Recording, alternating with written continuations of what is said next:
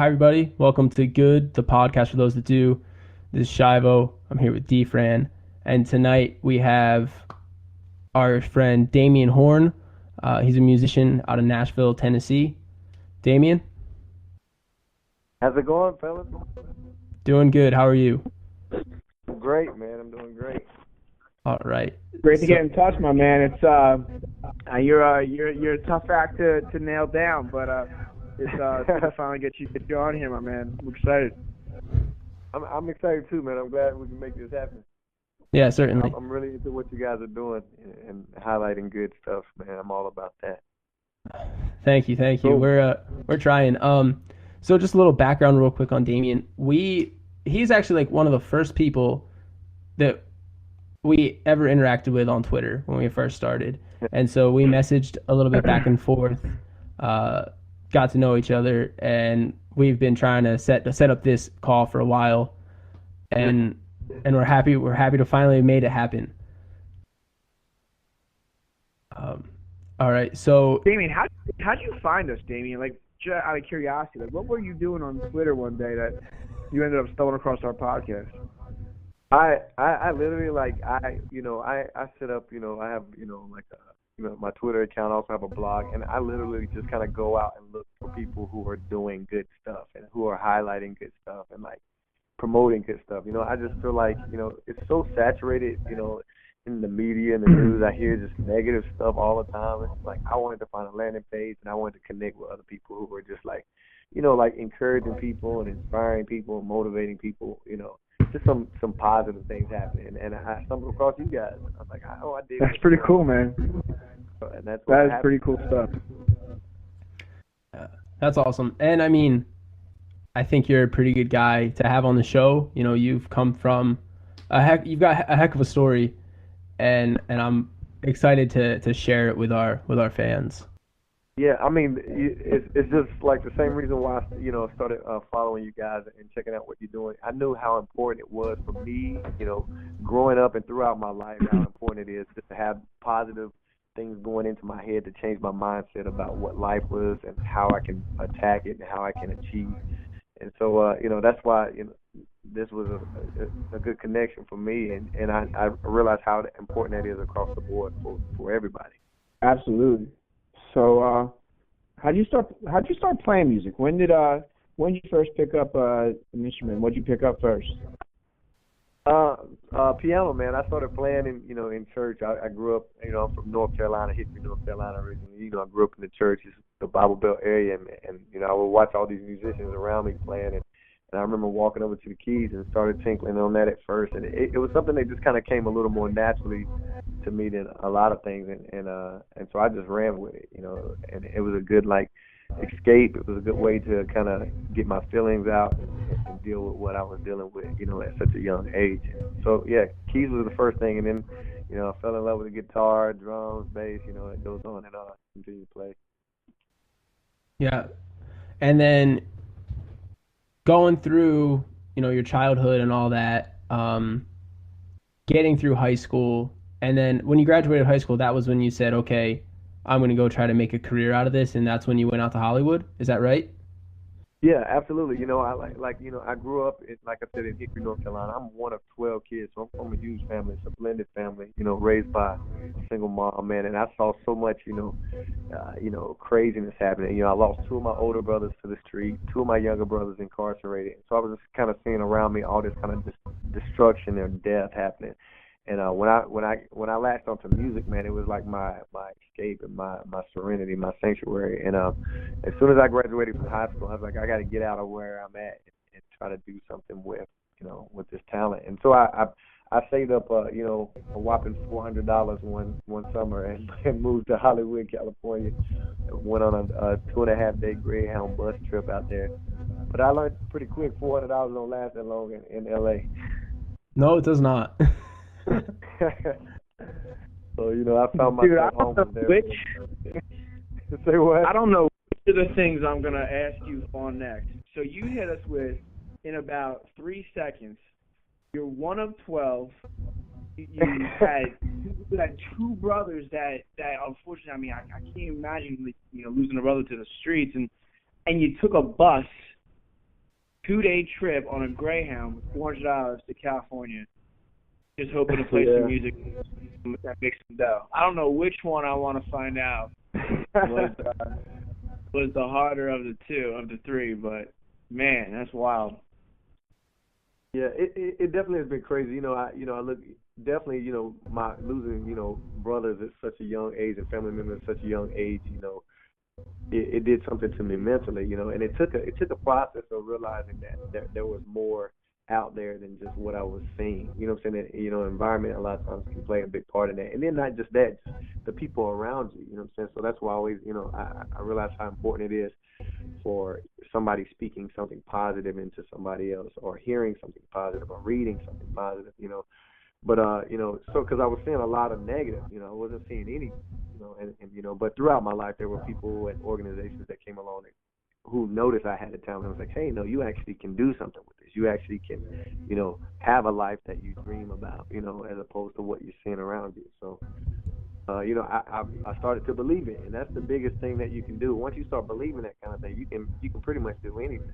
So I was young, naive, but I had a new focus on, like, man, I can take this music and I can do something with it. So that was what pushed me out of where I was to move to LA. And I ended up homeless out there for about 2 years, but a lot of people ask me about that, and that was a tough situation, but like it wasn't much tougher than where I came from. So for me, it was just like, hey, I got to make a move somewhere or somehow. And I was young and had a little bit more fortitude at the time. So like, hey, let's go for it. So I did it. 2 years homeless? Yeah, from I graduated in '96, and I didn't get back to the Carolinas till like almost '98, and I ended up sleeping in squats and homeless shelters, Skid Row, Mission, Covenant House. There's a lot of programs that they have out there for homeless, and I was a teenager at that time, so a lot of homeless teenagers in that area. I used to stay right off of Sunset and Western. They have a homeless shelter there called the Covenant House, which was really big in helping me get off the streets and stuff. So, yeah, it was one of those kind of situations. Like, what's going through your head when you're sitting in that shelter? You're a teenager with nobody really you know and love around you. The biggest thing for me was, man, my faith. I was definitely scared, but I was scared where I came from, so in my mind I was just like, something has to give, something has to break, and one thing I've learned, what I'm saying, in life, and I learned while I was there, you're really only 1 second, one moment, or one event away from, turning your life around. It's about being persistent and just keep fighting until that moment comes, and so I did have that kind of, hope in my head, even though I was, kind of worried about, okay, where I'm going to eat, where I'm going to sleep tonight. But I just always had this kind of feeling that, something was going to happen eventually to go my way. It can't be horrible forever. And that's what I kept thinking. So, Yeah, that's incredible. And I think you went out there kind of with a pretty good mindset, saying, I'm close. I'm only one opportunity away from getting a shot. And right. And I think that's a mindset that not many people have, that go out and try to do something like that. Right. Would you say that mindset is something that grew out of your upbringing, or like was that something that was different within inside of you, something that maybe other people within your family didn't have? I think it's a combination of them both. I've always felt that way, even as really young and in the situation I was. I'm the middle child of this whole litter of kids, but like I've always kind of had that. I always kind of tend to think a little more positive and negative, even when things are super negative. I'm more of an optimist. But also, the upbringing and the struggle and the things I went through, and then just kind of watching those things play out. I was just always kind of able to see the good in that, and then a lot of that was like embedded in me as well. I was kind of like through church and through people, positive people speaking into my life like that. And so I think it's a combination of both of that, and it's a hard thing, but I think it's something you also have to cultivate, and you have to continue to feed it. I'm a big believer in what you feed will is what grows in you. You know, so Yeah, like reading and like seeking that kind of thing out is just like that's instrumental in creating that kind of mindset. certainly. And so a question I was going to ask in a little bit, but we can get to it right now, is what you're doing pre-show, kind of positive self-talk that you might run through your head, or like visualization, like if you do anything like that. Yeah, anytime I get up to speak or get the opportunity to speak, I speak in front of a lot of like youth, kind of teenagers is kind of like the area I speak mostly. I just kind of first of all I kind of picture the moments that I had when I was around that age that really impacted me and the things that like that were pertinent and what stuck out to me. A lot of times I don't remember what people specifically said. I remember the energy and I remember the genuineness of people. You know what I'm saying? And it's all about that connection, I think. I don't really consider, I kind of recently just started speaking. I don't really consider myself a speaker. I know I do speak, but I feel it's just more about being genuine and connecting and being vulnerable and being open. You know what I'm saying? Because people can see that. You know what I'm saying? When people see something that's real, and if there's anything in their life that connects to that, they'll connect. Oh yeah, having clarity within that Right, whole absolutely. idea is important, and being honest and being upfront. So when did you feel like that you were gonna do this for the rest of your life? Like when did you feel like, you know what, I'm gonna make it and I'm gonna be a musician? I felt like I've always kind of had the thought it would happen eventually, but not until I really moved to Nashville where I started seeing that happen. I remember I moved to Nashville in 2002. And if you go to Nashville on Second and Broadway, you'll see, people busking and playing on the side of the street. It's just, kind of people just sit out there with guitars or whatever, and they sing and people throw money in their case. So I remember when I first got there, I was like, all right, that's what I need to do. So I would sit out on the corner for hours and just play, and people would walk by and throw money in my case. And then after being there for a while, this guy walks by one night. He's a big old black cowboy hat on, and shorter guy with a handlebar mustache, and throws $100 into my guitar case. So like he really caught my attention with that. So like he sits down next to me. He's like, is this original music? He was kind of just asking me questions and stuff. And he's like, man, you're really good. Like people would want to listen to you. Like you don't have to sit out in the cold. He's like, I want you to come hang with some friends of mine. We've kind of started this thing called the Music Mafia. And I didn't know who he was at the time, but I later found out it was John Rich from the country duo Big and Rich, and he's been on Apprentice and those things like that. But he Wow. he invited me to come meet some friends of his, and introduced me to his partner in crime, Big Kenny, who helped me get my first publishing deal. A real close brother of mine, Gretchen Wilson, James Otto, Shannon Lawson, John Nicholson. The names go on and on. Just all the people who were a part of this. Like it was kind of like this clique of musicians who kind of had been burned a little bit by the industry, and they were just like, we just want to create music that we like and the way we want to do it. But everybody from that ended up getting record deals and going off to do really cool things with their career. So, and that was kind of like once that kind of happened for me, and I got my first publishing deal, to write music. I was just like, oh man, like I can really do this, for a living, and people pay me money. So it was just like it was the first kind of eye-opening experience for that. Hell yeah, man. I mean, it's not every day someone throws $100 in your case, and then all of a sudden it happens to be a famous musician that's cool as shit. You know what I mean? Right, right. Absolutely. That's wild, man. How old were you? So how old were you when that went down? I was like early 20s during that time. I was Damn. This is early 20s when this was going on, and we hopped on the road, man, together as this group, Music Mafia, eclectic musicians, all different kind of styles. A lot of it was country, but from soul to hip hop, and we, our first tour together as the Mafia was opening up for Hank Williams Jr., which was a crazy experience in itself. Wow.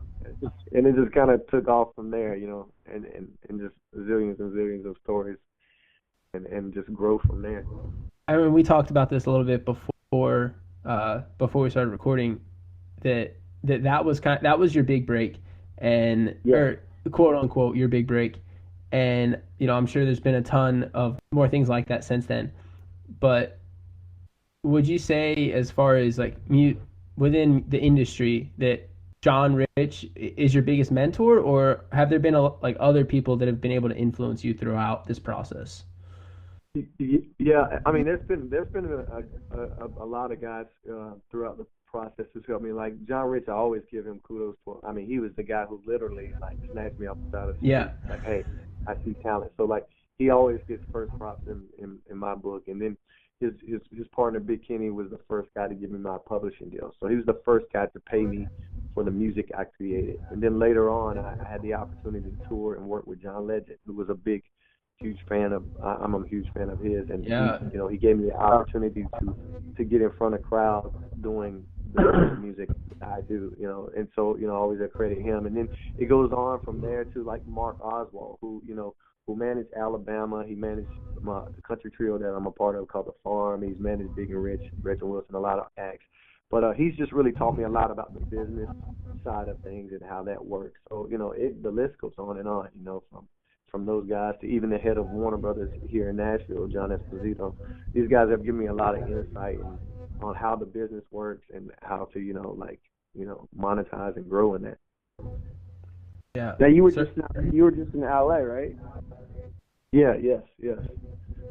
I was just out in LA. What are you doing up there? Usually when I'm in LA, I'm doing a lot of recording. I also still, I've tried to tap back into, a little bit of the acting that when I was growing up before music, I always wanted to be an actor. But when I started playing music, people were like, "Oh, you're a very talented musician." And so sometimes I'll go to LA, and when I'm recording, I'll try to audition for small roles and do stuff like that. So that's usually what I'm doing out in LA, or I might be playing somewhere. Where do you stay at? I stay kind of in the Westwood area. I have a really good friend out there who I constantly can just kind of crash there, or I got multiple friends in that kind of area that I can kind of crash. That's cool, man. You ever get up to the the Comedy Store yet? You ever check that place out? Oh yeah, yes. It's been a while since I've been there, but I have. I've gotten up there a few times. It's kind of surreal because say it again. Yeah, a lot of big comedians go there. Yeah. No, it's such a cool spot, and it's so surreal because I remember a long time. I mean, it's the Key Club, which is not even there anymore. Was one of the first places I ever played in LA on the Music Mafia tour. But just seeing all those places from when I was a teenager, and now I'm being back in LA. Dude, what was the sickest place you played? You've had to see. You've had to been to some cool venues. What's the coolest venue you've played in yet? Oh man, it's the coolest venue. It's tough, there's a venue, a kind of amphitheater venue out in Northern California in Solange area that was really cool. I just remember, and I remember them saying it was 7 miles from Neverland Ranch area. It was a really cool venue, and then you have Red Rock, and you have these huge festivals that I've played, Coachella and Stagecoach and that kind of stuff has been You played Coachella? Yeah. We played that. This was a couple years ago. Yeah. Wow. What was that like? Man, it's crazy because you see a sea of people, and somebody can tell you, I don't know. You could tell me it was 1 million people, I wouldn't know any difference. So many people, but it's a little over 100,000 people, maybe even a little more than that, and it's just a sea of people, and people are just it's hard to explain. The energy is off the charts. That kind of thing is off the charts. It sounds like it looks like a sea of people. Is what it literally is like a sea of people. That's cool, man. Where do you stay? What does the musician do? You can't leave, right? I mean, it would be so hard to leave there. I mean, it's 100,000 people. So where do you stay? What do you mean, during the when you're playing Coachella? Oh, a lot of times that's just in the bus. You get back on the bus. The bus becomes your mobile home. Those bunks, and those tight quarters. It's cool. It's a cool thing. When people see the bus roll up, but then have you been on that bus for a month or so? You're Like I need Yeah. to stretch. I need to like get away from people because it's such tight quarters. You got a band on the bus. You got 12 bunks and maybe a back room and a shower. A little shower. But it's just like and then you just move from one city to the next. And I couldn't imagine being on the bus for that long. Like we were talking about before, with when I worked at Florida for tennis. Uh-huh. Every now and then we would travel on a bus like that, my tennis team and I, Right. and so that's we would have like 8 players, so we'd have like 12 people, Uh-huh. and and we're on the bus for like 6 hours. And by the Right. end of 6 hours, I'm just like, I can't stand anybody on this bus anymore. Absolutely. Absolutely. So try to do that like weeks at a time with the Yeah. same people. It's just all guys. It's dirty. It's smelly. It's like, yeah. It sounds a lot. I mean, it's definitely not as glamorous as a lot of people think. You know what I'm saying? What was the longest you've ever been on a bus? I mean, probably like close to a month. Normally it's about around a couple weeks, you know what I'm saying, and then you have a break. You usually have a break in between, and then like also it's not like always on a bus. Some places you go and you'll stop and we'll have like a hotel room and you kind of crash there for a couple of days en route to somewhere. So, but but it's still kind of like bus transport to the next city and the next. But I think the toughest time for me was during the beginning, like when you do radio touring. Radio touring is brutal. It gave me a whole new respect for like, any artist who's ever had anything on radio, because I realized what you have to do now in order to get something on radio. Like you're up super early in the morning to be on these morning shows, and you have to be on. You have to sound good, and you hit 5 or 6 cities in one day. And so either that's from bus or either that's on flight, and then like that's one day. And you do that to like 160 radio stations in the country. So it's a gauntlet. That sure does sound like a gauntlet. So basically, it's like you start on the East Coast and you're just chasing the time difference to always be on in the morning. Wow. Yeah. And you'll do that for like about 4 or 5 cities a day, and then you get up the next day and do the same thing every day. Until you knock them out. Certainly. But a lot of that I got to experience even before I got my record deal. Like I said, with being out on the road with the Music Mafia and with Big and Rich and those guys, I got to see it firsthand. Like I didn't have to do the interviews, but like it's like, come hang on our bus, come on a trip with us. And so I got to see, what these guys had to do day in and day out. Yeah, 100%. Damien, I was just at a conference and they were talking about the music industry, comparing it for business, and they were saying that record companies missed the boat on like streaming services, and like remember when like Napster came out, and everyone, so the record companies tried everything they could to kill Napster. Yeah. And all of a sudden, like pretty much right from that point on, CD sales have just like crashed, right? I mean, down. No one really buys. Absolutely. And the streaming service just took off, and record companies had a hard time capturing a lot of that, upside and a lot of that profit there. Where do you see the music industry going, and how do you position yourself for that? I agree. I see it going exactly like what you're saying. It's definitely going more to streaming. Physical product is, like pretty much a thing of the past. Like back in the day, it was like a big deal to have like, oh, I got my CD in stores. You know what I'm saying? But like, stores become obsolete. But that's becoming obsolete for everything. You know what I'm saying? Like you can buy anything at the touch of a button. You don't have to leave your home. So like that's where everything is. You know what I'm saying? And music industry included. Like you don't. It's a very singles driven kind of industry now. Like not a lot of people buy albums anymore. It's more like, oh, I like this song. I like this. So you can go through somebody's playlist and they've got songs from all kinds of genres all over in their own playlist. People make their own albums now. Like they don't, they make their own albums. Oh, I like this song by this artist, but I like this song by that artist, and they create that on their own. So that's just kind of where it's going. And I think, one of the things that's always been successful for me, and like you said, record labels definitely missed the boat on it. It's just like they tried to fight it, you know what I'm saying? But like change is inevitable. Yeah. It is inevitable, and so the more you try to fight it, then you're gonna find yourself on the back end of that. And so what I've learned to do, you know what I'm saying, it's funny, but I always use that quote from Bruce Lee, like, be water, my friend. Like, you got to learn how to flow with what's happening, you know what I'm saying, and how to find yourself within that, because if you don't, you'll be prehistoric, and you'll be trying to, fight something that's inevitable.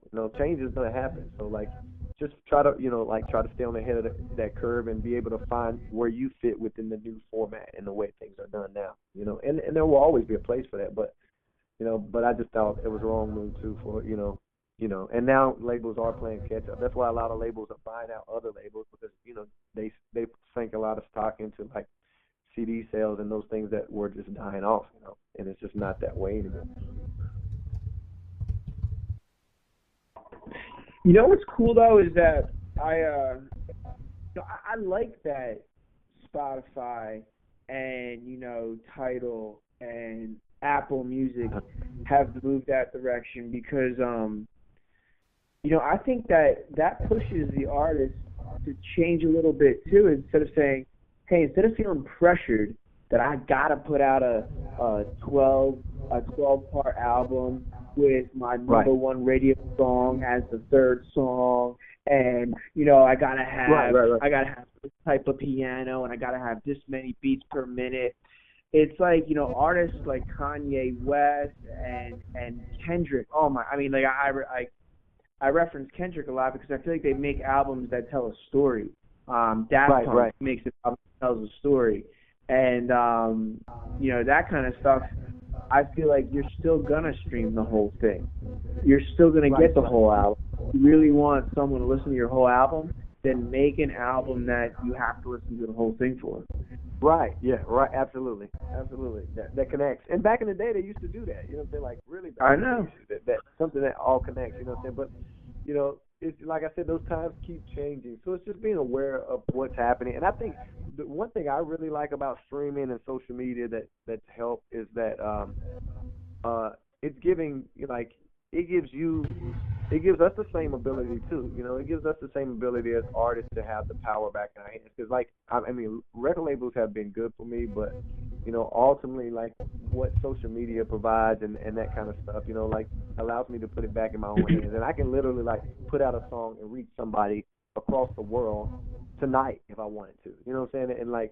And it gives everybody that opportunity, because before, kind of record labels dictated, and radio dictated who the next star was going to be. You know what I'm saying? But now, we're finding stars from YouTube. You know what I'm saying? We're finding stars by, all kinds of ways, because people can connect to whoever they want, and they can discover whoever they want. So I think that's the cool part of it too. Yeah, 100%. Who's somebody that really inspires you as a musician? Someone that you look up to, someone that you try to emulate.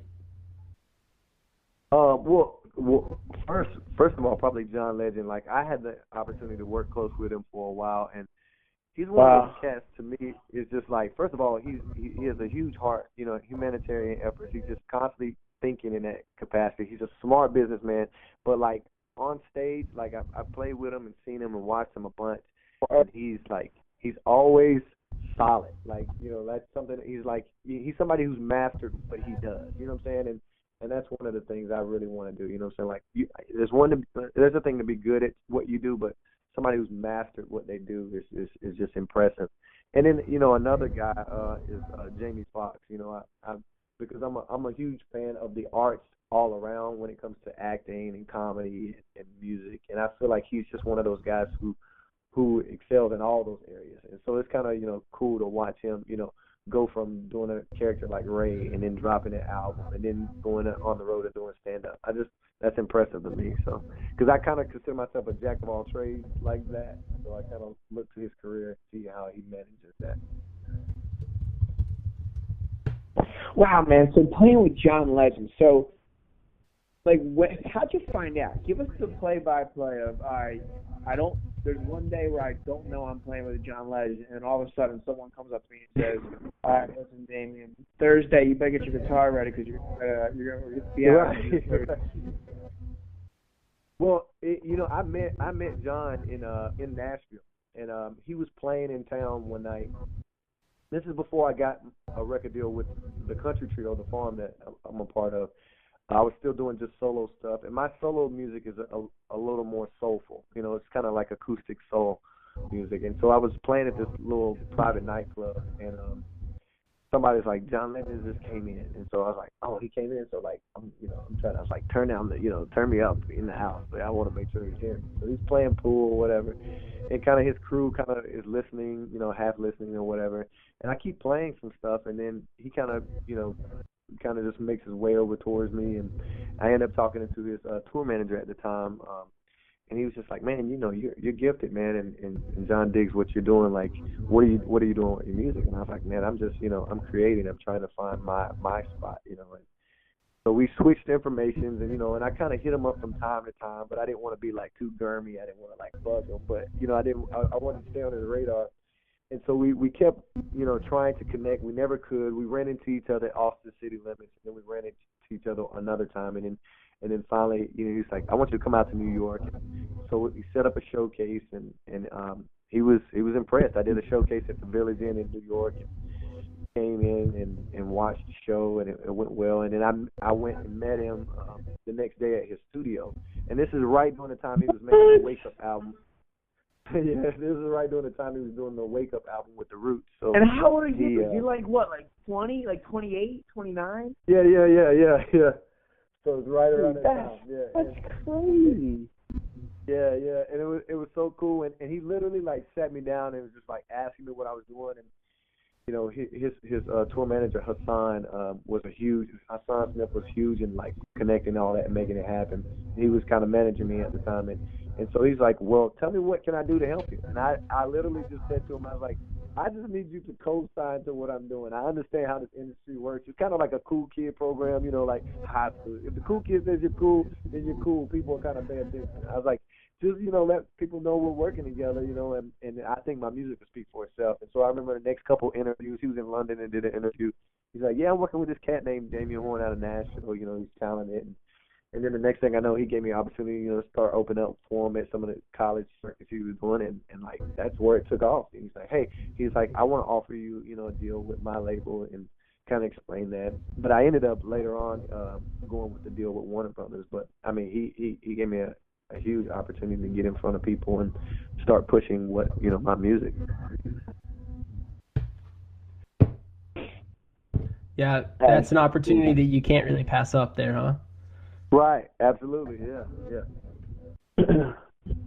Dude, so what's that like too? So you're like, you're going from playing on the streets, where people are just throwing dollar bills or they're throwing bills into your in your case, to sitting down with somebody from Warner Brothers and saying, all right, let's negotiate my record deal. I mean, that's got to be, what's going through your head? I mean, what are you thinking about?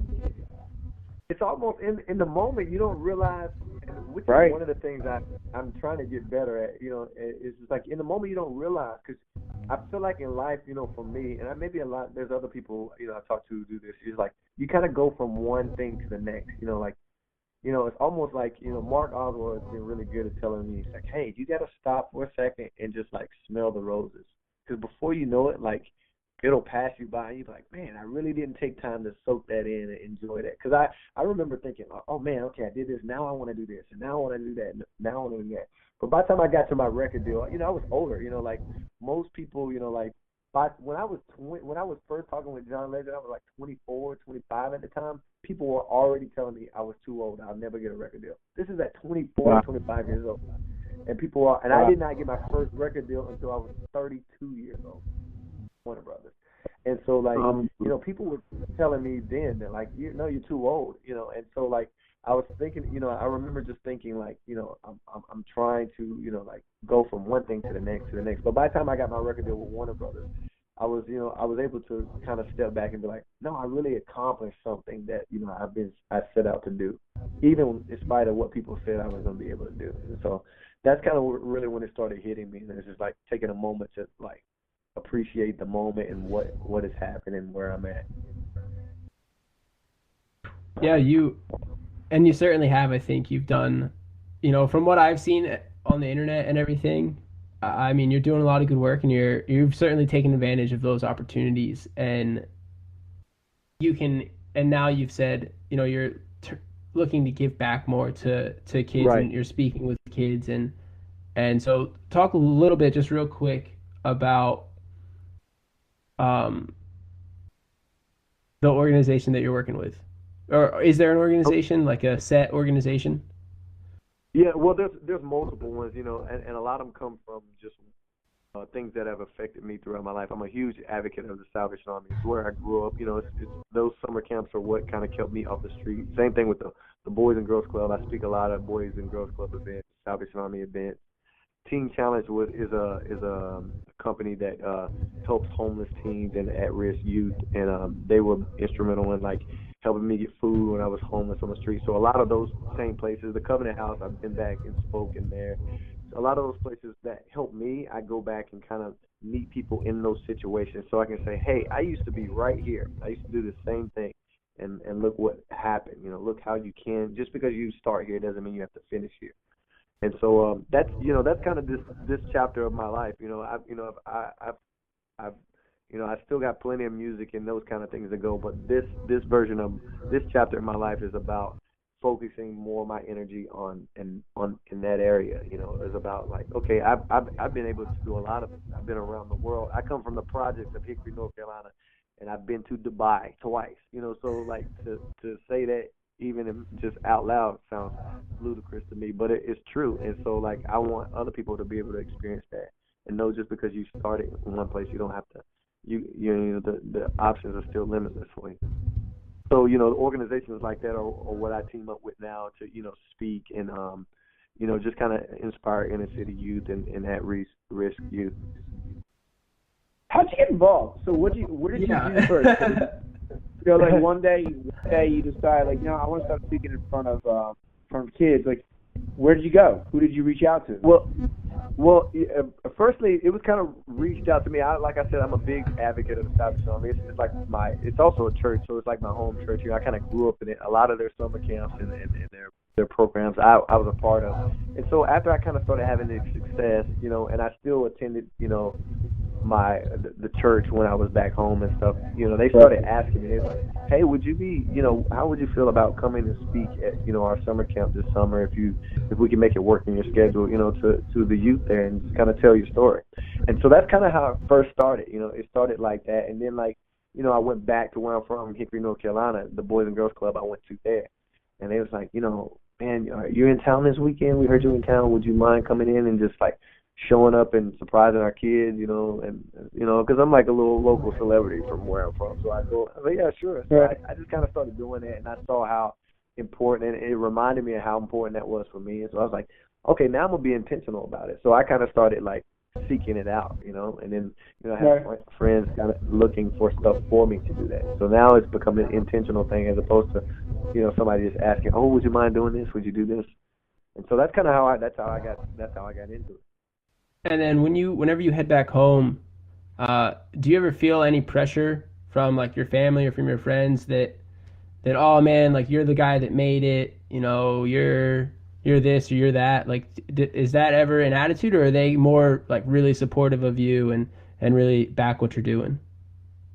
Man, my family and friends and everybody back home has always been super supportive.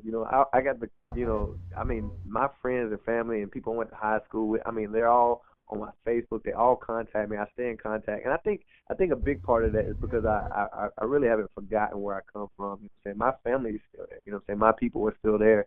And I never like went off and got record deals and just like turned my back. Every 3 months, I'm home with my family, like I'm back in the same hood where I grew up at, and I don't really act any different in that aspect, and they take pride in it, it's almost like, like they take pride in good things I've been able to accomplish, because they can, because it's like an extension of them, you know. And so Yeah. it's been nothing but support, you know. Like I got funny stories, you know. I got a cousin who I have to keep, nameless for the podcast. He's kind of into street pharmaceuticals, but he's a hardcore kind of in and out of prison type guy, and I've been doing country music for the past 7 years, and where I'm from, black guys don't do country music, and so. But he calls me one night at like 3:00 in the morning, and he's screaming. He's like, "Cuz, I heard you on the radio, man. I'm sitting here listening to you on the radio." He's like on the block, blasting his 15-inch speakers, 20-inch speakers, with his homies, doing what they do. But they're listening to country music in the middle of the hood, so they can wait to hear my song on the radio. That's the kind of support I got. So it's just, just funny things like that. Just reminds me, like how they still they're on my side. So it's cool. But basically, what you're saying is you're like the Darius Rucker of Hickory, North Carolina. Right. Exactly. Oh, you ever listen to Gary Clark Jr.? Do you know Gary Clark Jr.? Oh yeah. I mean, I don't know him personally, but I definitely know of his music. Yeah. I'm a big fan. I'm a big fan. That's like my Sunday music, man. I just blast his music and hang around the house. He's good. Yeah, he really is. He really is. So it's about that time in the podcast we do what's called a best of the best. So okay. I got rapid fire questions here, and then off the top of your head, so think a little quick on your feet here. You're gonna give us the best of these questions. So okay. Ready? Oh, no pun intended there. All right. Let's start off. Best country bar in Nashville. Legends. I have to go with Legends. Best barbecue in Nashville. Oh, that's a tough one. Ooh. That one's stumping me because honestly, I don't do a lot of Tennessee barbecue. I'm a Carolina barbecue, and it's a little different. It's a different taste. Well, you got to explain that right here, right now. I got to pause best of the best for a second. What is Carolina barbecue versus Tennessee barbecue? Yeah, well, they have a sweeter tendency in the Carolina barbecue. And the Tennessee is a little more vinegar based, and I'm partial to the Carolina barbecue. So that's the kind of the difference in the two of them, and both of them claim they have the best barbecue fish. So, but I live in Tennessee, but I gotta hang with my Carolina people on the barbecue. Fair enough. All right, let's go a little bit towards the music section now. Who's the best writer that nobody knows about? Oh my goodness. You know what? And people know about this guy, but I mean, more people need to know about him. His name's Danny Myrick. He's a phenomenal writer. He wrote a lot of stuff with us for our album. He's written some big hits in country music, but he's across the board. He can write anything. He's a phenomenal writer. His name's Danny Myrick. You check that guy out. Danny. Yeah, definitely. Who's he written songs for? He wrote Tim McGraw's Truck. Yeah, he's written She's Country for Jason Aldean. He's written he's written a lot of he's written a lot of big, and it's funny, his story was like he literally was like going into Starbucks to get an application because he was quitting the music business. He's like he's a writer, that's what he does, and he was just quitting because he just wasn't getting any cuts and nobody, and a friend met him in Starbucks while he was getting the application. He's like, look man, I'll help you get a publishing deal for the next 6 months, just give it 6 more months, and then he got She's Country, a #1 for Jason Aldean. So it's just that's crazy. Phenomenal writer. He can write anything though. He can, soul, pop, R&B, rock. He can do it all. That's amazing. All right, what's the best state to drive through when you're on tour? Best state to drive through? Yeah. I would have to say Tennessee. It's so beautiful. Okay. I love the mountainous areas. I would have to say Tennessee. if you like that thing, unless you like California, riding down the coast is pretty cool too when you're next to the ocean. But I'm a more of a mountain type guy. Yeah, I was just in California this weekend, and cruising down the 101 is Yeah, pretty. exactly. So, I could definitely attest to that. All right. What's the best app on your phone? Best app. Let me no, we can- the one I definitely use the most is Duolingo. I've been my mission this year is to be fluent in Spanish. So I picked it up. It's a language app. There you So you go. can learn. So what? So aren't you on that path? Yeah, I was using Duolingo for a while there back in the winter. I haven't logged on it in quite a while, but I had a very similar Ooh, goal. slow down a little bit. Yeah. No, but that's the way to do it. It is. It's been fun because it's challenging to me. Then you got friends who follow you, and so it makes it a little more competitive, and it helps me to keep pushing. But yeah, that's the one I use the most. I'm on it every day. People are like, what are you doing? Why are you speaking into your phone? I'm always on it. That's Very funny, cool. man. That's awesome. What Go ahead. what's the best city to travel to? Best city. I mean, I love New Orleans. I'm a New Orleans fan. I've been there a couple Man. times to play. I just the vibe about it is cool. The music, the culture Yeah, down there. I love New Orleans. It's probably my favorite city. I'm dying to go there, man. That's on my bucket list for this year is to take a trip to New Orleans. So Yeah, and we'll it's see. cool. You can actually make your own band, like rent a band. Do a parade and go through the city. It just got some crazy little unique like things about it. It's really cool. That's You'll awesome, like it. man. Yeah, I can't wait to check it out, man. I'm into it. All right, last one. What's the best way to pass the time when you're on the road? Creating music, man. It's the best way. There It's what I love to do the most, making music. When we're on the road, just coming up with songs, whether they're serious songs or Right. just funny songs, like that's the best. We sit in there and we jam on the bus and we just, we make music. And so, anybody who's a musician loves doing what they do. It's funny because you're like, well, how can you do that? You've been playing all night and you play all morning. And then we get on the bus and we ride and we just play. That's when you know you love what you do. That's right, man. All right, bonus question then is, what's more rewarding, to know that you just wrote a badass song, or to play a sick set where the crowd is just into it and feeling your vibe?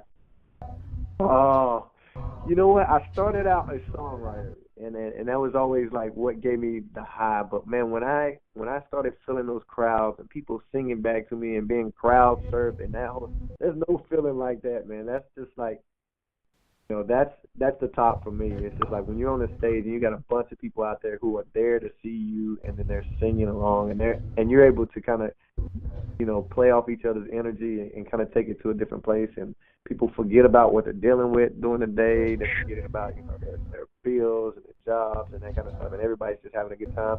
That's the best. That's the top thing. Yeah, I don't think it can get much better than that. Right. Man, thanks a lot for being on the show tonight, Damien. Yeah. No. Thanks, guys. I appreciate it. It's been fun. Yeah. So, what can we expect out of you coming up here in the near future for where you're going to be playing? What cities you're going to be in, and then where can we find you on the internet? Well, you can find me anywhere under my name. My name, Damien Horne, DamienHorne, and I have a Twitter under that. I have, Instagram, all the social media is there, DamienHorne.com, and then I also have Stay Inspired '07, which is where I found you guys from, and Encourage, Inspire, Motivate, and those are two new accounts I started because I wanted to kind of start focusing on positive things. And what I'm going to be doing, the main thing I'm going to be into this coming fall is I'm creating a one-man show. And I've kind of been doing a version of that as I speak, but I'm creating the whole, show, and I'm booking dates for that starting in the fall. And that's what I'm going to be doing. And it's called Shine. And it's basically just my life story and, just where I came from and what I was able to accomplish and then what's to come. So I'm excited about that. That's awesome. Good. we're pumped up to have had you on here, and to follow you and everything that you're gonna be doing in the future, and we're excited to keep in touch. Yeah, absolutely, absolutely. We'll keep it going. Thanks a lot for listening, everybody. To our interview with Damien Horne, musician out of Nashville, Tennessee. You can check him out online. I'll have all of his links posted below. We just want to thank our friend Brian Turner for creating the music for the podcast. And thanks a lot for listening. This has been Good, the podcast for those that do.